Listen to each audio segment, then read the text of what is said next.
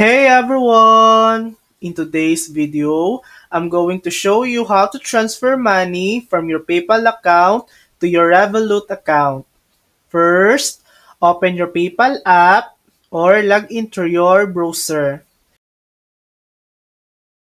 Click on Wallet at the bottom of the screen. Tap your PayPal balance. Tap Transfer. Then tap Transfer to Bank. Choose your Revolut account. You'll have two options, standard transfer or instant transfer. Choose your preferred option, enter the amount you want to transfer, and confirm the transaction. And that's it. Your money will be on its way to your Revolut account. Thanks for watching.